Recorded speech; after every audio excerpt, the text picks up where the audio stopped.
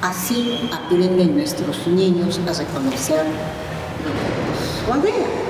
Y así aprenden nuestros niños a utilizar el quechua. Porque nuestra educación tiene que ser intercultural, bilingüe, multicultural. No solamente es el español, tenemos que irnos al otro a recuperar nuestra lengua materna.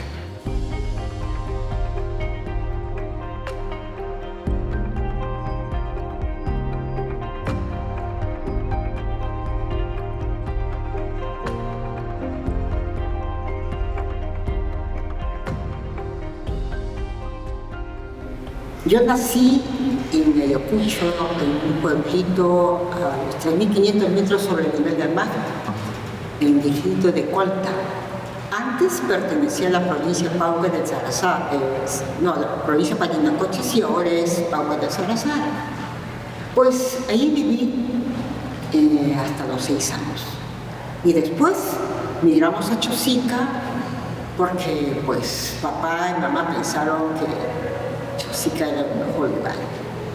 En esta ciudad inicié mis estudios primarios, secundarios, y en las vacaciones nos íbamos al pueblo.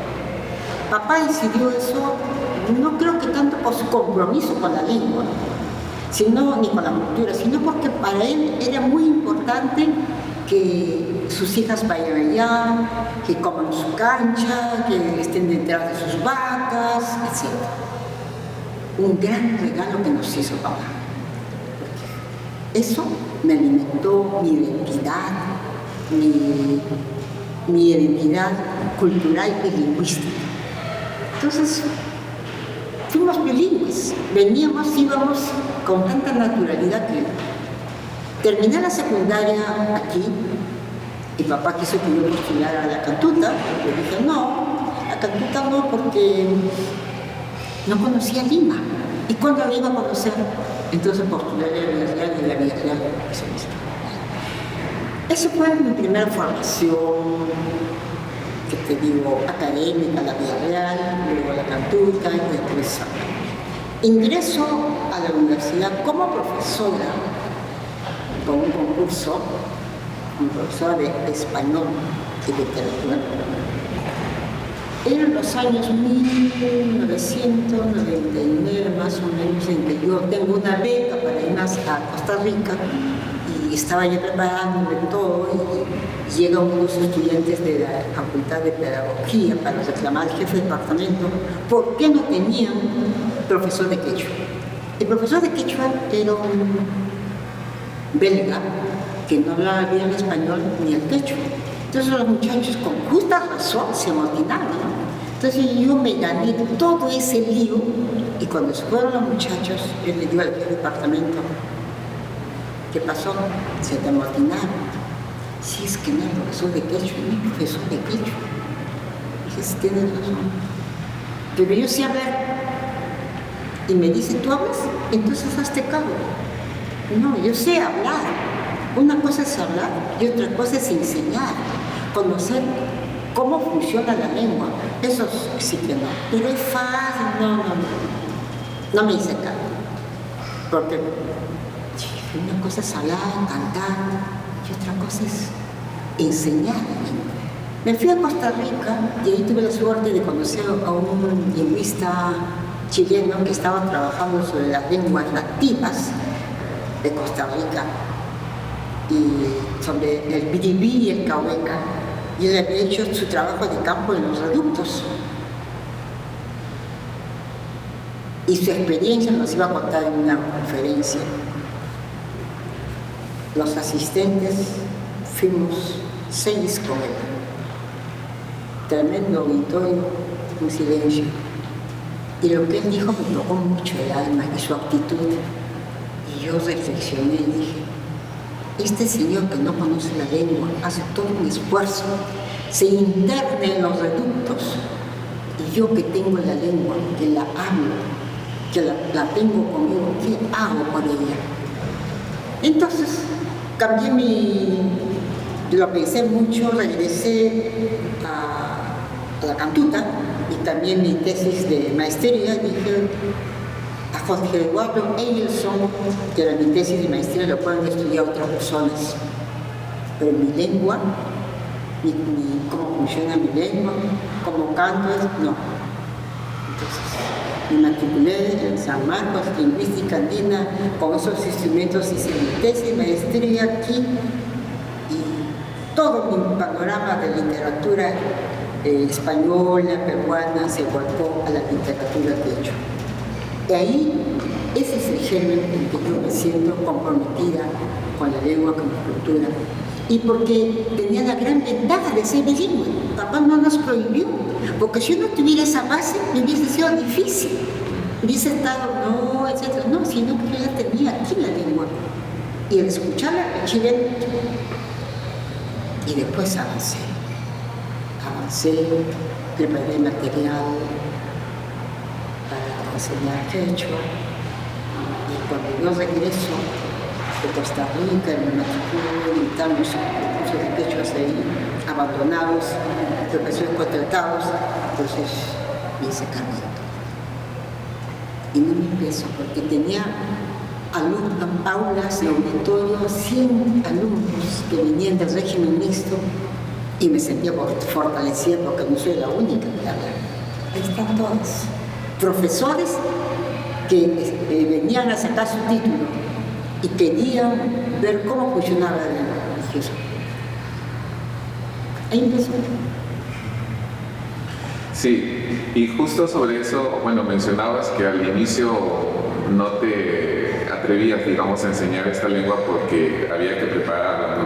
Entonces, dentro de este trabajo de estudiar de alguna manera tu propia lengua, pero también crear los materiales educativos, ¿no? Es que ahí tú también te metes a este trabajo de crear materiales educativos para la enseñanza, que quizás no había mucho, entonces ahí empieza como enseñar y escribir, ¿no? ¿Cómo fue eso? El preparar material, a mi gusto, te digo así, porque lo sabía, había mitos, tradiciones, se lo habían recopilado peruanos, José María Arguedas, o extranjeros, John Payne, Gerald Taylor y otros.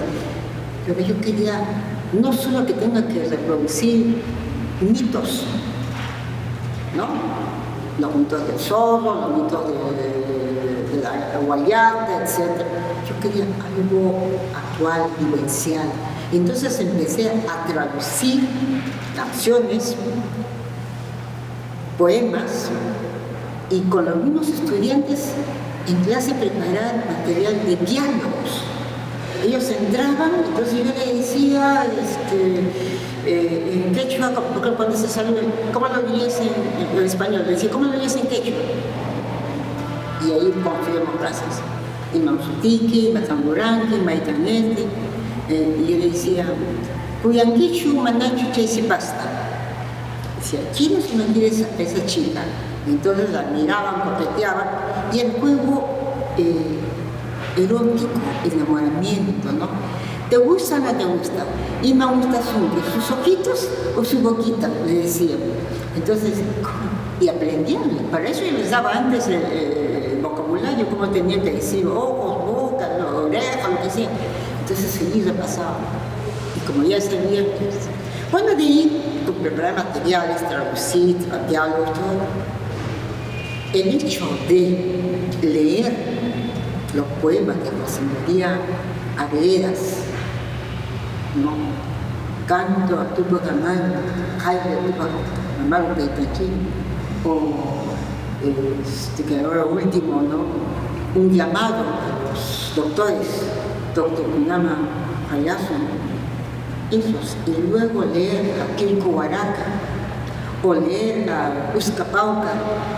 Me fue afinando mi vocación literaria, trasladando, porque yo escribía antes en español, pero no se lo enseñé a nadie, eso era escondidito. Y un día mi hermana me descubrió, y uy, acá tenemos a nuestra Gabriela Mistral, entonces yo me molesté muchísimo, dije, ¿qué? Escondita, se rompió. Y dije, no, nadie debe saber que yo escribo. Y lo tenía muy oculto, pero con el quechua no. Cuando empiezo a escribir en quechua, sabe. Y cuando escribo quechua tardíamente, los poemas que escribo en quechua Ya, pues cuando ya había cesado la cantata, cuando estoy en Francia, ¿no? Y empiezo ahí porque leo poesía francesa, poesía en español, y era tan dulce, lo más dulce era la mía. No era lo mismo decir Cuyay que yo te amo o yo te amo, ¿no? Entonces Cuyay que tenía una melodía y empecé a escribir en quechua, poemas. No solo quiero que no decía que son poemas amorosos, sí, porque el amor es la base de muchas cosas, ¿no? Se ama la pareja, se aman los padres y se ama la naturaleza, nuestras aves, nuestras plantitas, el viento, la lluvia. Tú te sientes regocijada, amada, cuando te caen gotitas, sabes que busca algo en tu piel y eso me gusta. Y no solo fueron poemas, también empecé a escribir relatos. Tengo varios relatos ya publicados y otros no publicados. Y de esa experiencia es que sale esta primera publicación, ¿no? Sí. Que me comentabas luego que era un poco de diálogos, pero también que habían diálogos de forma libres, ¿no? Poéticos, por así decirlo, divinos. ¿Cómo fue ese proceso? ¿Cómo fue el trabajo? Empecé a preparar material con los chicos, como te decía, en la clase, los diálogos. Entonces escribíamos, íbamos formando, y al final y llegó un momento en que lo hice una separata, para que ellos tengan, para luego. Eso fue el primer intento. Pero vi que eso no era suficiente una separata, entonces empecé a leer los poemas de William Hurtado de Mendoza, un profesor cusqueño, poemas que eran más para niños. Qué bonitos. Y las adivinanzas. Entonces todo eso, y con un léxico lo junto, y se publica en 1995, creo, 94, algo así, con el título Erixinacosu. ¿Qué quiere decir conozcámonos? Y era una manera de conocerse, porque ese era el primer intento, ¿no? Entonces, ese fue el primer material que lo. No son poemas míos, son adaptaciones, recopilación de adivinanzas. Lo que sí es mío es el léxico, porque al final del libro pues hay un vocabulario léxico, ¿no? que viene del libro. Y dentro de ese trabajo también lo de las traducciones fue importante, ¿no? ¿Cuál ha sido tu experiencia desde el inicio hasta ahora con el tema de la traducción? Porque tú traduces de español a quechua, de quechua a español, inclusive otros idiomas, ¿no? Como el francés. ¿Cuál es tu experiencia traduciendo tus propios trabajos de otras personas, ¿no? Arguedas, por ejemplo. ¿Cuál es tu perspectiva, ¿no? Para mí, la traducción es otro lenguaje. Y es muy útil como un recurso para aprender otra lengua. Yo todavía considero que hoy en día, por ejemplo, o en general, es básico la traducción. Y empecé traduciendo a Arguedas, los cuentos en Francia, y aquí continué. Y me tomó años, no lo he traducido de un día para otro, porque traducía y lo dejaba ahí macerando. Y al día siguiente, o meses después, cogía. No tiene esa riqueza, esa cosa que, como dice Freddy, Sumiski, porque yo lo leía y decía, no me convence. Entonces arreglaba la estructura y nuevamente. Ya después, decía sí. Y he traducido no solo a Arguedas, publicado. Tengo traducido a Vargas Llosa, a Julio Ramos Rivero, que todavía no los he publicado, porque no tengo autorización de ellos.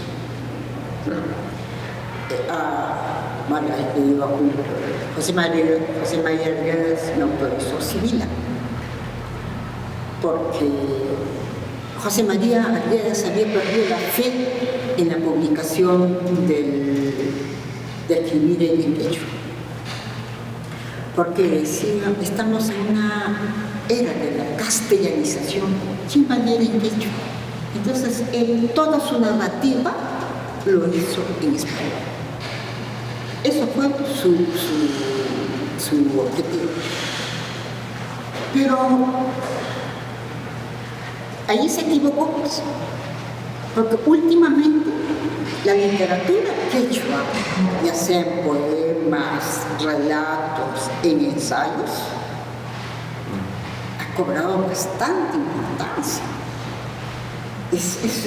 Algunos dicen que es el boom. No es el boom, simplemente que para mí, pues ya nos hemos dado cuenta que es nuestra lengua.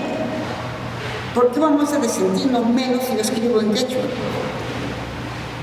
Ahora, en cuanto a mi propia traducción, si yo soy bilingüe, porque no lo hago en las dos lenguas, si tengo sensibilidad poética en ambas lenguas, tengo una expresión, antes escribía en español y ahora se me dio por escribir en quechua, y como yo quiero que mi auditorio, mis lectores, perdón, si tengo lectores, ojalá no estuviera más, ¿no? Quieren saber qué es lo que le digo en quechua, entonces lo traduzco.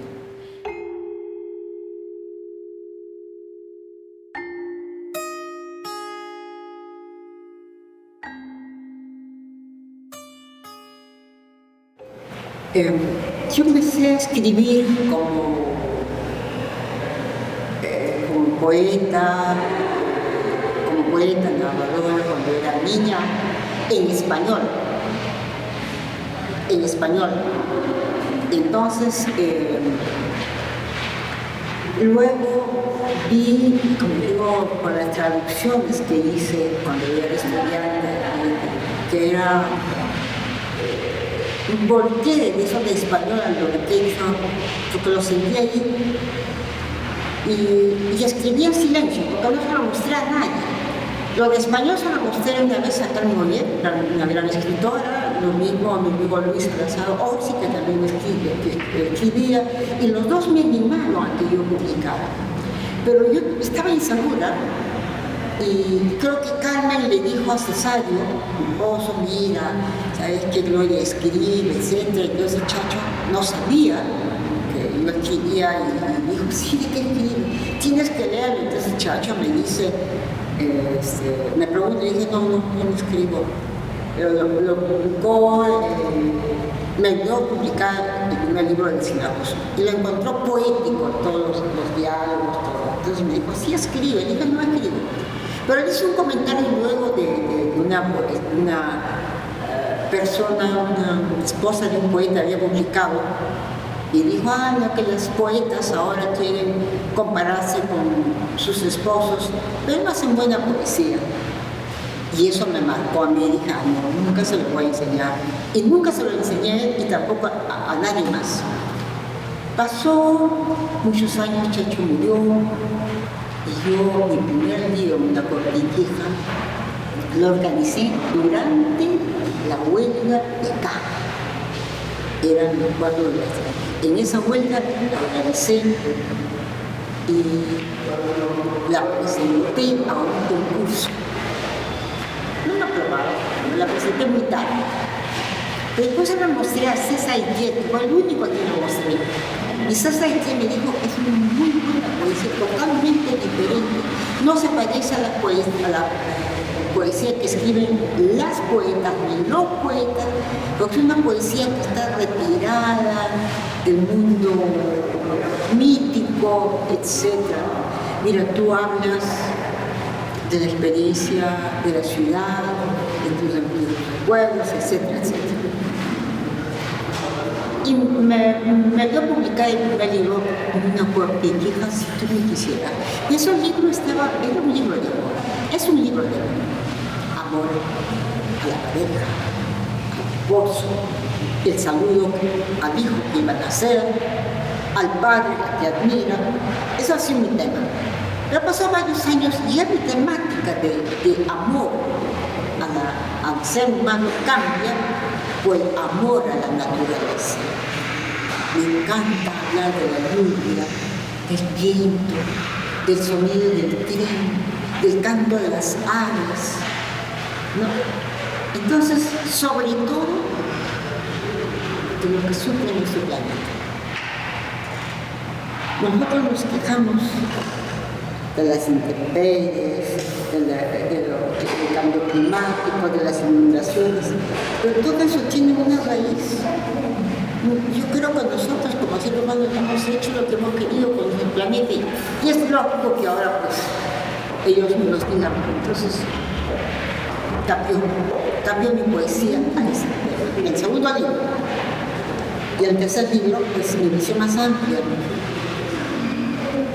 es la mujer que camina, como dice Alison Brower en Superespacio. Dice, esta es la mujer purihuana.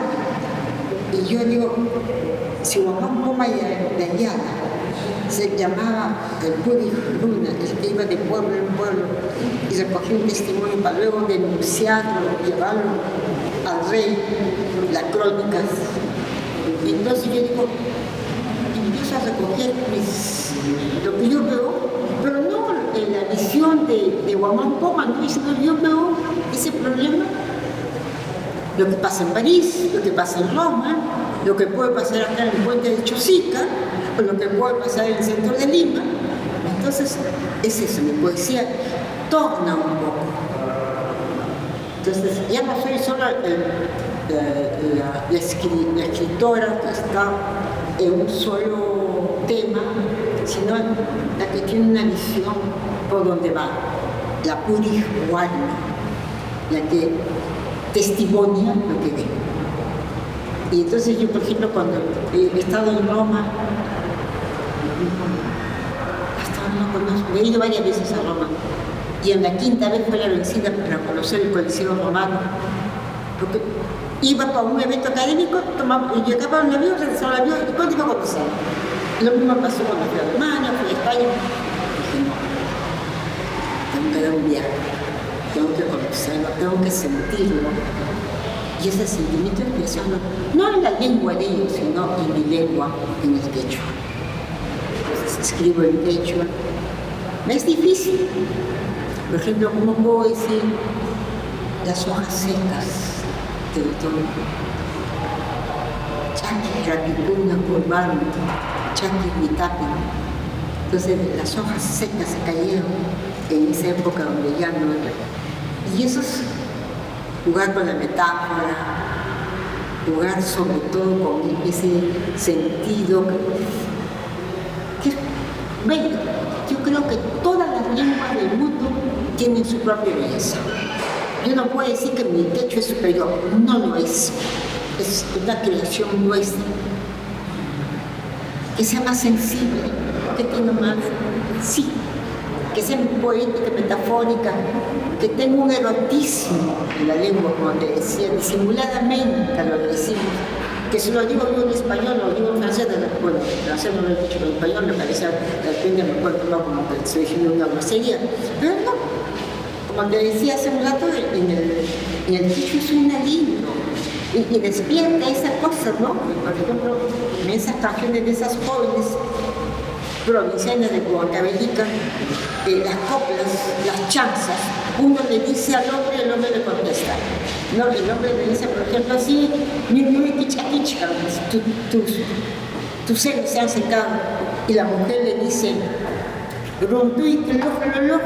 o sea que tus testículos ya no sirven.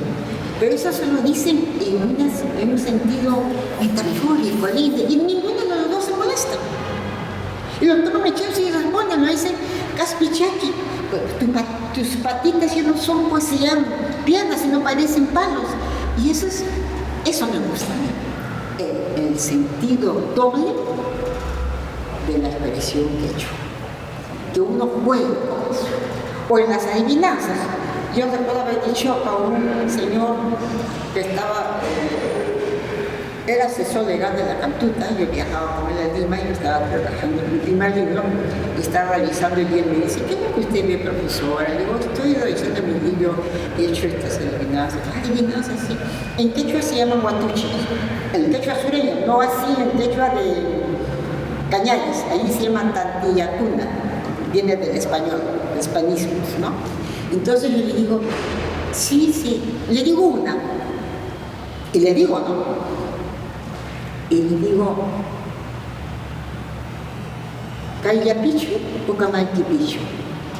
Y me dice, ¿qué me qué dice, profesora? Y le digo, ¿aquícito nomás o en tu cama? Y él me dijo, profesora, usted, no, vamos a empezar el juego. Yo le digo, y más yapas, usted me dice asá. Eso después, ¿no? Y más paya, dice, adivina, adivinador. Y usted me dice, asá. Y le digo, entonces me dice, ¿pero qué me quiere decir? ¿No es una insignia? No. Pero usted me dice, aquícito abajo en tu cama. Sí, pero ¿qué es lo que le puede agarrar aquícito más o en su cama? Piense y esa vez. Es sueño. Yo no le he dicho otra cosa.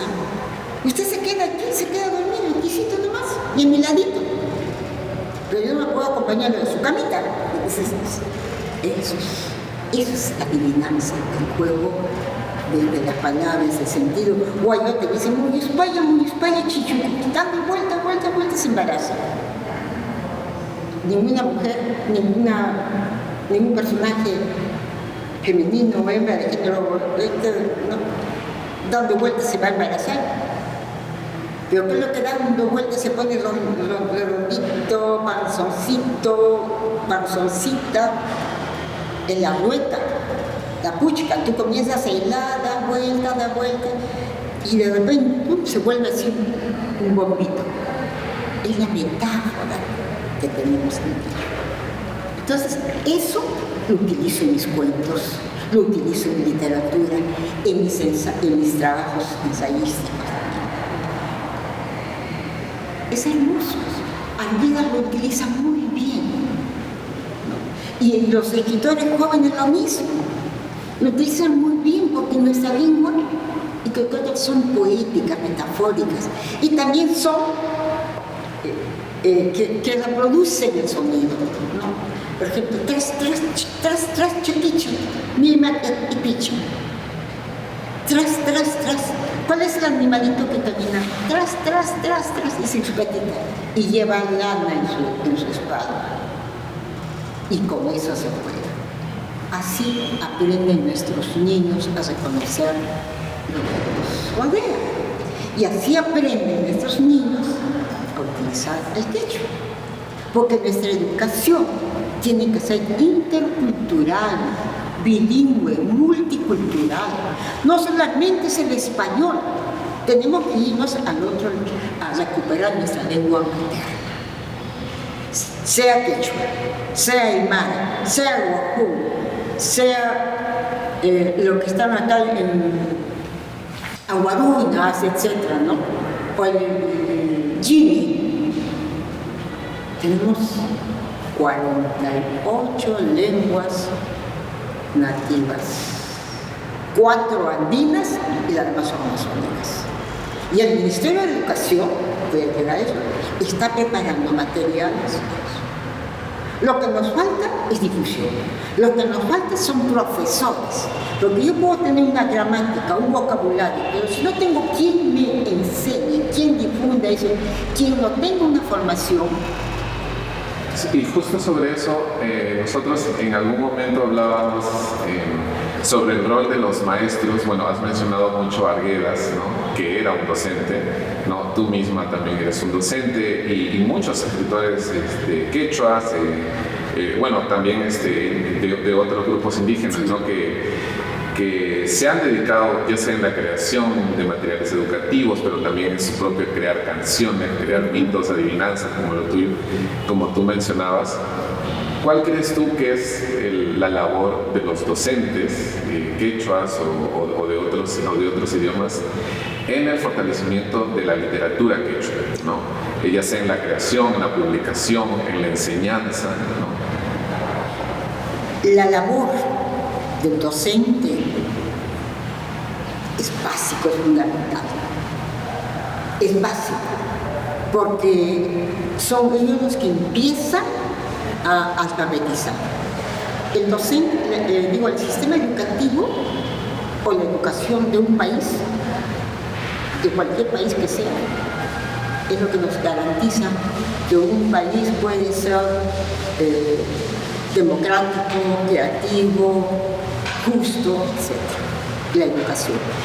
No la instrucción, porque cualquiera se instruye, pero no todos se educan. Educar es lo que decía ahí, temer al hombre que, como dicen de Tomás de Aquino, ¿no? Temer al hombre que lee un solo libro. Y como dice, temer al hombre que solo ve una sola cultura, que solo se encuadra aquí y no ve más allá. Nosotros somos una civilización multicultural, no solo nuestro país, es todo. Francia, Europa, ¿cuántas culturas tenemos? Estados Unidos, ¿cuántas culturas tenemos? Tenemos un montón. Y esas culturas no van cada uno por su lado, sino hay una interrelación, una intercomunicación. Hay una influencia del quechua al español, del español al quechua. Hay una influencia del francés al español o del francés al quechua. Una influencia del inglés y que las lenguas interactúan. Las lenguas viajan con nosotros. Si nosotros nos vemos, yo llevo canto, lengua, manera de pensar, manera de comer, la manera de sentir, la manera de vestir, todo. Es lo que nosotros decimos en quechua. Huk umaya, huk sonjobia, huk maquilla. Huk umaya, una sola cabeza. Pensar, que tenemos que estar. Huk maquillo, un esfuerzo común, un trabajo común. Huk sonjobia, mi intención, mis sentimientos, mi querer. Y yo creo que el hombre tiene que utilizar esas tres intenciones para lograr su objetivo, ¿no? Tu pregunta era un poco más el papel preponderante del maestro. Ahora, si el maestro no está acompañado por el padre de familia, por la madre de familia, por la comunidad, tampoco podría ser mucho. Eso es básico, porque la primera familia, la primera escuela es la familia.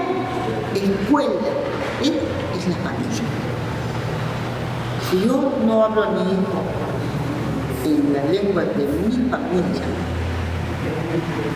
¿qué va a decir? Pues detestando mi cultura, detestándome en el fondo, como muchos allá, serranos, miran como solamente esto, eso no.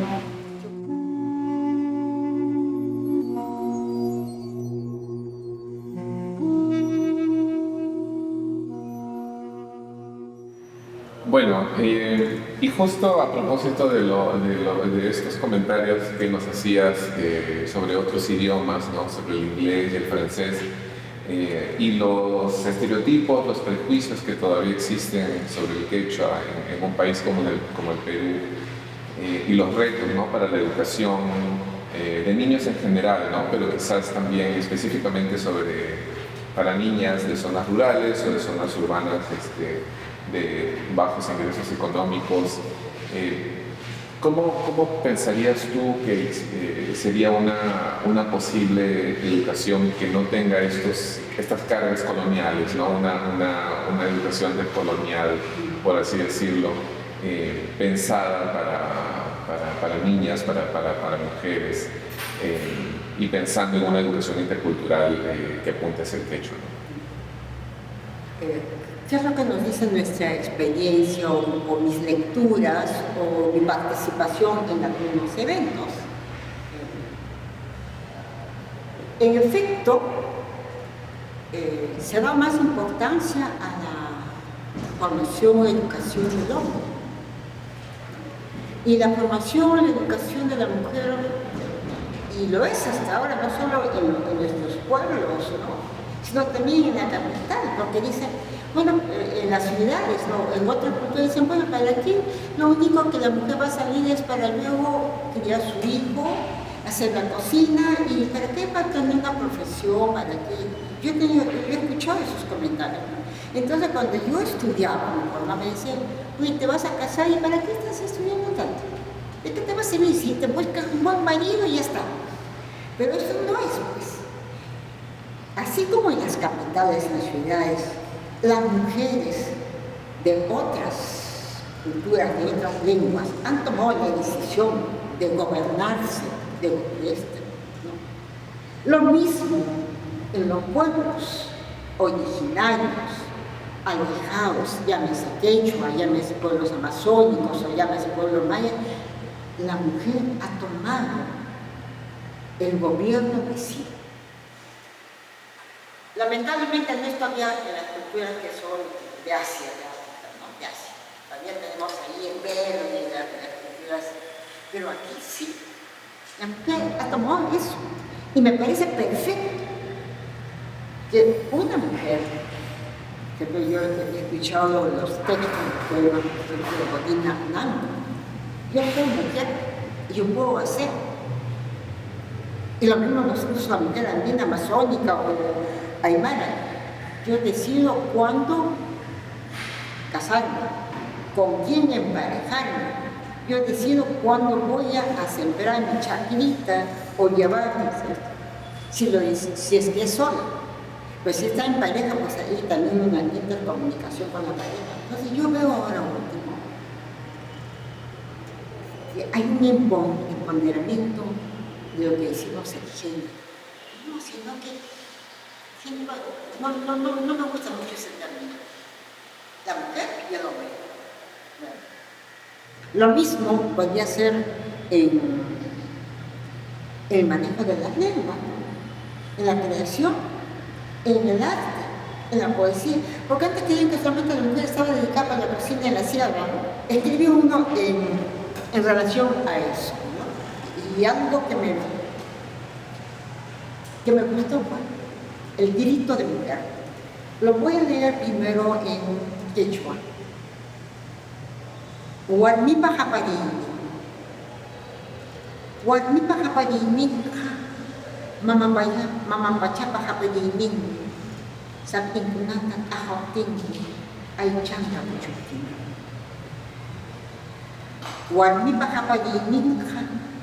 Mayupa kiki japarini.